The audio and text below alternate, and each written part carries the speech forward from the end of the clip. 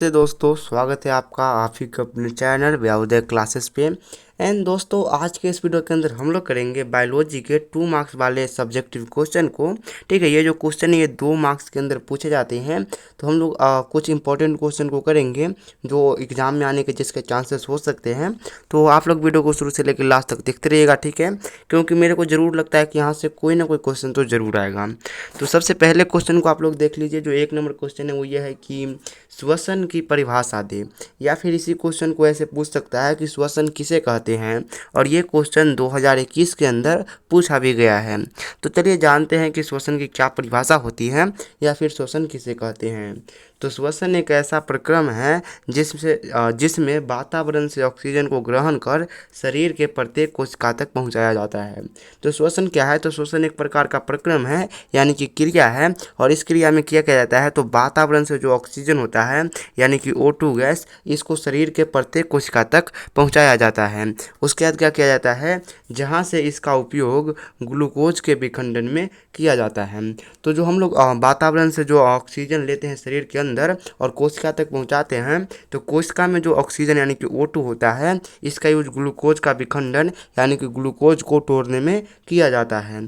उसके बाद क्या किया जाता है, तो ग्लूकोज के विखंडन से ऊर्जा एवं कार्बन डाइऑक्साइड गैस बनता है, कार्बन डाइऑक्साइड गैस बनता है, जिसे श्वसन प्रक्रम के अंतर्गत ही शरीर से बाहर निकाल दिया जाता है। तो O2 गैस से क्या करते हैं हम लोग, ग्लूकोज का विखंडन करते हैं, और ग्लूकोज का जब विखंडन होता है तो क्या बनता है, तो ग्लूकोज के विखंडन से कार्बन डाइऑक्साइड गैस और ऊर्जा बनता है। तो जो कार्बन डाइऑक्साइड गैस बना है इसको भी हम लोग श्वसन प्रक्रम के अंतर्गत ही शरीर से बाहर निकाल देते हैं। तो ये श्वसन की प्रॉपर परिभाषा हो गई, आप लोग को समझ में आ गया होगा।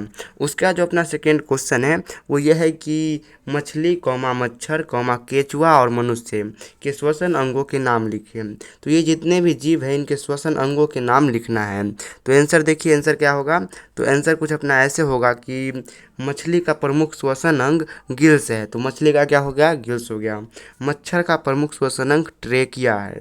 केचुआ का प्रमुख श्वसन अंग त्वचा है, यानी कि त्वचे से वो सांस लेता है। मनुष्य का प्रमुख श्वसन अंग फेफड़ा है। तो चारों का पूछा था, मछली का क्या हो जाएगा, गिल्स हो जाएगा, मच्छर का हो जाएगा ट्रेकिया, जो केचुआ होता है उसका त्वचा, और जो इंसान यानी कि मनुष्य होता है उसका श्वसन अंग फेफड़ा हो जाएगा। तो आप लोग देख लीजिए और इसको नोट भी कर लीजिए। उसके बाद जो नेक्स्ट क्वेश्चन है दोस्तों अपना वो ये है कि श्वसन और दहन में 2 अंतर लिखें। तो जो श्वसन की क्रिया होती है और दहन की क्रिया होती है, इनके बीच हमें 2 अंतरों को लिखना है। तो चलिए देखते हैं कि 2 अंतर हमने क्या क्या लिखा है। तो सबसे पहले तो आप लोग को आंसर कुछ ऐसे देना है कि श्वसन और दहन में निम्नलिखित अंतर है जो नीचे लिखा गया है। तो श्वसन और दहन में कौन सा अंतर है, निम्नलिखित अंतर है, और ये रहा अंतर। तो एक साइड आप लोग को श्वसन लिखना है, एक साइड आप लोग को दहन लिखना है, और बीच में आप लोग को क्या करना है, तो बीच में एक सीधी सी लाइन खींचना है कॉपी के। चलिए देखते हैं कि क्या अंतर है। तो अंतर यह है कि यह जीवों के शरीर के कोशिका में होती है। तो जो श्वसन की क्रिया होती है यह क्रिया जीवों के शरीर के अंदर कोशिका में होती है, वही जो ये दहन की क्रिया है ये जीवों में नहीं होती है। तो पहला डिफरेंस दोनों में क्या है, पहला डिफरेंस ये है कि जो श्वसन है ये जीवों के शरीर के कोशिका के अंदर होती है, और वही जो अपना दहन है ये जीवों में ही नहीं होता है। उसका जो इनके अंदर दूसरा डिफरेंस है वो ये है कि श्वसन में प्रकाश उत्सर्जित नहीं होता है, यानी कि जब श्वसन की क्रिया होती है उस समय प्रकाश नहीं निकलता है, और जो दहन होता है इसमें पर्याप्त मात्रा में प्रकाश उत्सर्जित होती है, यानी कि प्रकाश निकलती है। तो दोनों डिफरेंस आसान आसान से है, आप लोग दोनों लिख लीजिएगा। उसके बाद जो अपना नेक्स्ट क्वेश्चन है वो ये है कि किण्वन क्या है, इसका समीकरण लिखें। और ये क्वेश्चन 2019 और 22 के अंदर पूछा गया है। तो चलिए देखते हैं कि किण्वन क्या है। आंसर आप लोगों को कुछ ऐसे लिखना है कि किण्वन एक ऐसी रासायनिक अभिक्रिया है जिसमें जटिल कार्बनिक यौगिक सरल कार्बनिक यौगिक में परिवर्तित होते हैं या फिर बदलते हैं। तो किण्वन क्या है, तो एक प्रकार की रासायनिक अभिक्रिया है, और इस रासायनिक अभिक्रिया में क्या होता है, तो जो जटिल कार्बनिक यौगिक होते हैं वो सरल कार्बनिक यौगिक में बदलते हैं। उसके बाद ये लिखा गया है कि यह मुख्यतः ईस्ट में होता है, यानी कि जो किण्वन की क्रिया है ये मुख्यतः किस में होता है, तो ईस्ट नाम की जीव में होता है, तथा इसके फलस्वरूप इथेनॉल हम लोग बोलते हैं शराब को, इथेनॉल का भी निर्माण होता है। तो अगर आप लोग किण्वन के बारे में इतना लिख देते हो तो आप लोग को पूरा का पूरा 2 नंबर मिल जाएगा। लिखना क्या है कि यह एक रासायनिक अभिक्रिया है जिसमें जटिल कार्बनिक सरल में बदलते हैं, साथ ही यह क्रिया किस में होती है, तो ईस्ट में होती है, और इसके फलस्वरूप इथेनॉल इथेनॉल बनता है, इतना आप लोग लिख दोगे, 2 नंबर मिल जाएगा। उसके बाद आप जो नेक्स्ट क्वेश्चन है वो थोड़ा सा तो धुंधला है, लेकिन फिर भी हम लोग देख ही लेंगे। क्वेश्चन ये है कि वायवीय तथा अवायवीय श्वसन में अंतर लिखें। तो आप लोग को आंसर कुछ ऐसे देना है कि वायवीय एवं अवायवीय श्वसन में निम्नलिखित अंतर है। अब जब भी अंतर वाला क्वेश्चन पूछे तो एक चीज़ को आप लोग को इसे लिखना है, एक को इसे लिखना है, बीच में एक लाइन खींचनी है और पहला अंतर आप लोग को कुछ ऐसे लिखना है। अंतर यह है कि यह ऑक्सीजन की उपस्थिति में होता है। तो जो वायवीय श्वसन की क्रिया है ये कैसी होती है, तो ऑक्सीजन की उपस्थिति में होता है। वही जो अवायवीय श्वसन है यह ऑक्सीजन की अनुपस्थिति में होता है। तो पहला उपस्थिति में होता है और दूसरा अनुपस्थिति में होता है। उसका जो इनका दूसरा डिफरेंस है वो यह है कि इनमें अधिक ऊर्जा मुक्त होती है, तो जो वायवीय श्वसन है इसमें अधिक ऊर्जा मुक्त होती है। वही जो अवायवीय श्वसन है इसमें कम ऊर्जा मुक्त होती है। तो इसमें क्या होता है, अधिक ऊर्जा मुक्त होता है और इसके फलस्वरूप कम ऊर्जा मुक्त होता है। उसका नेक्स्ट डिफरेंस ये है कि ये माइटोकॉन्ड्रिया में होता है और ये कोशिका द्रव्य में होता है। तो इसकी स्थान क्या है, तो इसका होने का स्थान है माइटोकॉन्ड्रिया और इसका होने का स्थान है कोशिका द्रव्य। उसका जो इनके दोनों के बीच चौथा डिफरेंस है वो यह है कि इसमें 38 ATP ऊर्जा मुक्त होता है और इसमें 2 ATP ऊर्जा मुक्त होता है। तो ये तो हमने पहले ही देख रहा था कि इसमें अधिक ऊर्जा मुक्त होती है, तो यहाँ पे अधिक 38 है और इसमें कम ऊर्जा मुक्त होती है, यानी कि इसमें सिर्फ और सिर्फ 2 होती है। तो इधर अधिक यानी कि 38 और इधर कम यानी कि 2 होती है। तो ये 4 डिफरेंस आप लोग को इनके बीच लिख देना है। उसके बाद आप लोग छठे नंबर क्वेश्चन को देखिए। तो छठा नंबर क्वेश्चन यह है कि अत्यधिक व्यायाम या दौड़ने के समय शरीर में दर्द क्यों होता है या फिर शरीर में क्रैम्प क्यों होता है। तो अगर आप लोगों को देखा होगा कि आप लोगों को जब बहुत ज़्यादा व्यायाम कर लेते हो या फिर बहुत अधिक दौड़ वगैरह लगा लेते हो तो उसके बाद आपके शरीर में दर्द होने लगता है। तो उसी का कारण पूछा है। तो इसका आंसर आप लोगों को कुछ ऐसे देना है कि जब मनुष्य अत्यधिक दौड़ता है या फिर व्यायाम करता है तो शरीर में ऑक्सीजन का अभाव हो जाता है, यानी कि ऑक्सीजन की कमी हो जाती है, जिसके कारण कोशिका के विखंडन हेतु पर्याप्त ऑक्सीजन नहीं जा पाता है। कोशिका का विखंडन O2 के अनुपस्थिति में ही होता है।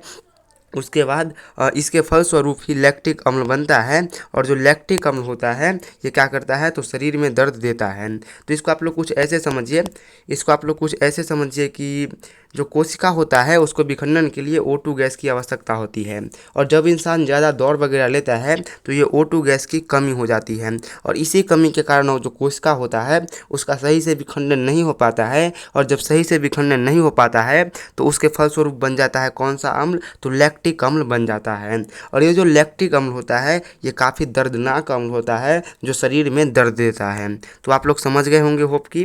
नेक्स्ट आप लोग क्वेश्चन देखिए। नेक्स्ट क्वेश्चन ये है कि हमारे शरीर में हीमोग्लोबिन की कमी के क्या परिणाम हो सकते हैं। तो क्वेश्चन ये पूछा है कि अगर हमारे शरीर में हीमोग्लोबिन की कमी हो जाए तो उसके क्या क्या परिणाम हो सकते हैं। तो चलिए देखते हैं कि क्या क्या परिणाम हो सकते हैं। आंसर ये है कि हमारे शरीर में हीमोग्लोबिन की कमी के कारण शरीर में ऑक्सीजन व कार्बन डाइऑक्साइड के परिवहन अवरुद्ध हो जाएंगे। तो जो हमारा शरीर है उसके अंदर जो ऑक्सीजन और कार्बन डाइऑक्साइड एक जगह से दूसरे जगह जाता है, यानी कि उनका परिवहन होता है, ये हीमोग्लोबिन के कारण ही होता है। और अगर हीमोग्लोबिन की कमी हो जाए तो ये जो ऑक्सीजन और कार्बन डाइऑक्साइड गैस है ये एक जगह से दूसरे जगह शरीर के अंदर नहीं जा सकते हैं, यानी कि वो अवरुद्ध हो जाएगा। उसके बाद एवं हमें ऊर्जा की कमी प्राप्त होगी तथा कमजोरी महसूस होगी, हमारा शरीर पीला हो जाएगा और एनीमिया रोग भी हो जाएगा।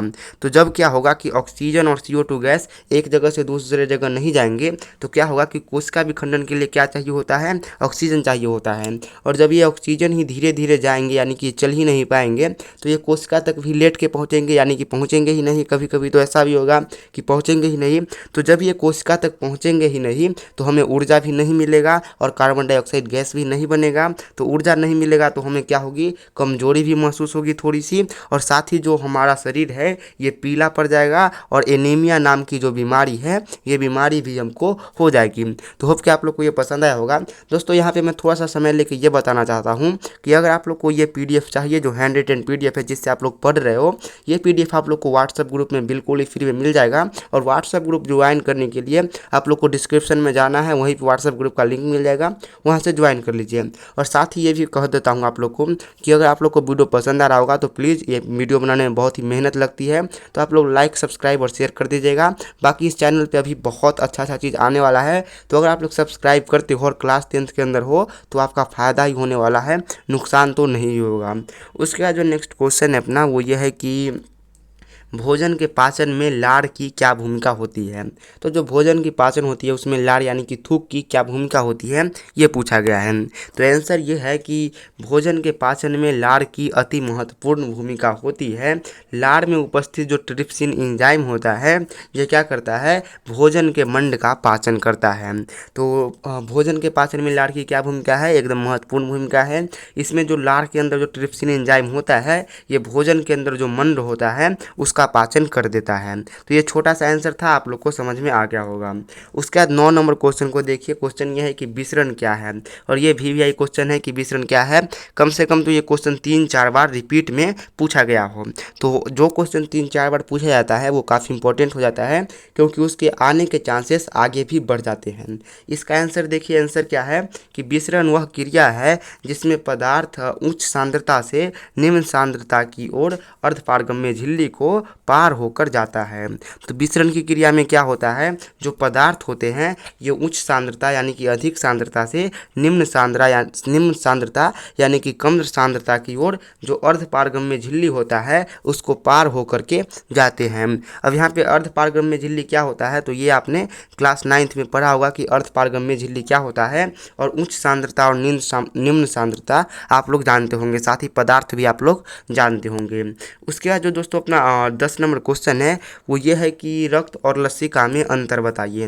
तो जब भी अंतर वाला क्वेश्चन पूछे तो आप लोग को सबसे पहले एक लाइन ऐसे लिखना है कि रक्त और लसिका में निम्नलिखित अंतर है। जो भी दो दिया जाए उसको लिखना है और उसमें निम्नलिखित अंतर है। निम्नलिखित में नीचे आप लोग को क्या करना है, एक तरफ आप लोग को पहले चीज़ को लिखना है, दूसरी तरफ दूसरी चीज़ को, बीच में एक लंबी सी रेखा खींच देनी है। तो इसमें क्या हो जाएगा, इधर रक्त हमने लिख दिया, इधर लसिका लिख दिया है। अब दोनों को लिखना है। सबसे पहले रक्त की क्या है, तो ये लाल रंग का होता है। तो जो रक्त यानी कि खून होता है हम सभी जानते हैं कि ये लाल कलर का होता है। उसके बाद लसिका में पहला लाइन क्या है कि यह रंग विहीन होता है, यानी कि ये किसी भी कलर का नहीं होता है। तो पहला डिफरेंस क्या है, ये लाल कलर का होता है, ये किसी भी कलर का नहीं होता है, ये रंग विहीन होता है। उसके बाद दूसरा डिफरेंस ये है कि यह ऑक्सीजन तथा कार्बन डाइऑक्साइड का वाहक होता है, यानी कि ऑक्सीजन और कार्बन डाइऑक्साइड को अपने साथ बहा कर ले जाने वाला होता है। वही लसिका न तो ऑक्सीजन और न ही तो कार्बन डाइऑक्साइड का वाहक होता है।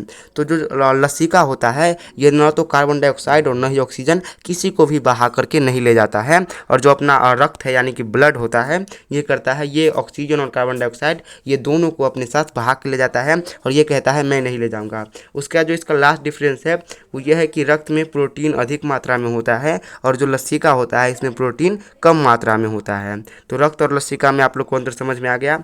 तो दोस्तों आज के इस वीडियो में इतना ही। अगर आपको ये वीडियो पसंद आया हो तो एक बार और मैं कह रहा हूँ कि लाइक सब्सक्राइब कर दो, और PDF चाहिए तो व्हाट्सएप ग्रुप को ज्वाइन करो फटाफट से। मिलते हैं नेक्स्ट वीडियो में, तब तक के लिए बाय बाय।